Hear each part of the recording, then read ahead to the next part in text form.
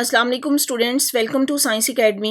आज हम यूनिट 2 की बात करेंगे जो कि है एटॉमिक स्ट्रक्चर। एटॉमिक स्ट्रक्चर जैसा कि नाम से ही पता है, एटम के बारे में, उसके स्ट्रक्चर के बारे में डिस्कशन की गई है। इस चैप्टर में हम देखेंगे एटम क्या है, उसके अंदर कौन से सब एटॉमिक पार्टिकल हैं, ये एटॉमिक पार्टिकल अगर इलेक्ट्रॉन प्रोटॉन है तो वो किस तरह डिस्कवर हुए, किस तरीके से साइंटिस्ट ने इन पार्टिकल्स पे एक्सपेरिमेंट किए और इनकी डिस्कवरी की। फिर इसके अलावा हमने इस चैप्टर में पढ़ना है कि इलेक्ट्रॉन न्यूक्लियस के गिर्द किन रास्तों पे या किन शेल्स में रिवॉल्व करते हैं, इन शेल को नाम कैसे देते हैं, इन शेल को आगे से फर्दर कितने सब शेल में डिवाइड किया गया है, या किसी भी शेल में इलेक्ट्रॉन की तादाद क्या है, उसका फार्मूला दिया गया है। इस तरीके से हम एटॉमिक स्ट्रक्चर को डिटेल के साथ पढ़ेंगे। फिर इसमें बात की गई है आइसोटॉप्स की। आइसोटॉप क्या होते हैं, किसी भी एलिमेंट में या किसी भी एटम के आइसोटॉप क्या हैं, वो डिफरेंट कैरेक्टरिस्टिक क्यों शो करते हैं और ये आइसोटॉप हमारी डेली लाइफ में कैसे यूज होते हैं। आते हैं चैप्टर की तरफ, उसका स्टार्ट लेते हैं। चैप्टर के स्टार्ट में सबसे पहले जो बात की गई है वो एलिमेंट की कैरेक्टरिस्टिक की बात की गई है कि कोई भी एलिमेंट किसी दूसरे एलिमेंट से डिफरेंट होता है। उसके डिफरेंट होने की रीजन क्या है। अब हमें पता है कि जब हमने पीरियोडिक टेबल की बात की थी, अपनी प्रीवियस क्लास में पीरियोडिक टेबल पढ़ा था, तो ये देखा था कि हर एलिमेंट का एक स्पेसिफिक प्रोटॉन नंबर है, उसमें प्रोटॉन की तादाद स्पेसिफिक है। यही वजह है कि हर एलिमेंट दूसरे एलिमेंट से डिफरेंट होता है। कुछ एलिमेंट्स हैं सॉलिड फॉर्म में है, कुछ लिक्विड में है, कुछ गैसेस फॉर्म में है। Different element different characteristic show करते हैं और इनके डिफरेंट होने की रीजन इनका प्रोटॉन नंबर डिफरेंट होता है। अब जैसे कुछ जो है वो एलिमेंट मेटल्स होंगे, कुछ नॉन मेटल्स हैं, कुछ मेटलाइड्स हैं। मेटल्स में भी कोई हैवी मेटल हो सकती है, कोई लाइट मेटल है। जैसे कि यहाँ पे दिया गया है sulphur look very different from gold which is in turn in very different from bromine. तो ये सब एलिमेंट्स एक दूसरे से डिफरेंट है। इसी तरह iron is a heavy metal while aluminium and zinc are light metal.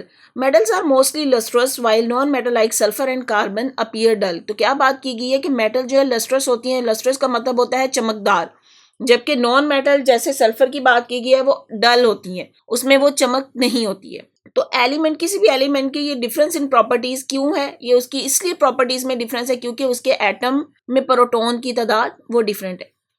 अब यहाँ पे आपको कुछ पिक्चर्स दी गई और आपसे पूछा गया है कि आप इनके नाम बताएं। तो यहाँ पे जो सबसे पहली पिक्चर है ये सल्फर की है। सल्फर येलो कलर की है जो कि एक नॉन मेटल है। अब देखें ये गोल्ड है, जेवरात बनाने में काम आता है, और ये ब्रोमीन है जो कि एक गैस है।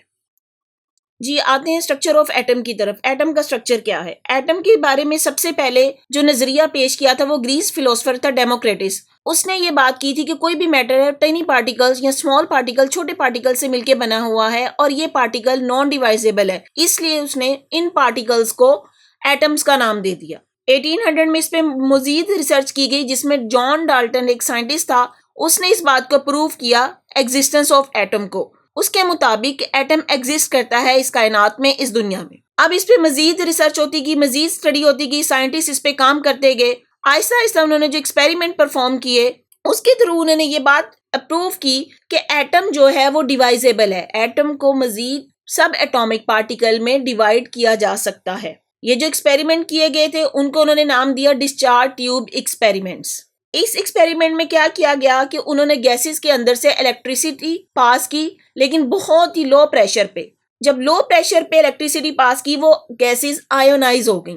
जब वो आयोनाइज हुई तो इस तरह से इलेक्ट्रॉन और प्रोटॉन की डिस्कवरी हुई। नेगेटिवली चार्ज पार्टिकल को इलेक्ट्रॉन का नाम दिया गया और पॉजिटिवली चार्ज पार्टिकल्स को प्रोटॉन का नाम दिया गया। और एक्सपेरिमेंट किए गए जहां पे इलेक्ट्रॉन और प्रोटॉन की मास डिस्कवर की गई, तो ये पता चला कि proton is 1836 time heavier than an electron. तो इस तरीके से साइंटिस्ट इस पे रिसर्च करते गए और एटम के अंदर और सब एटॉमिक पार्टिकल जैसे इलेक्ट्रॉन, प्रोटॉन, न्यूट्रॉन डिस्कवर होते गए।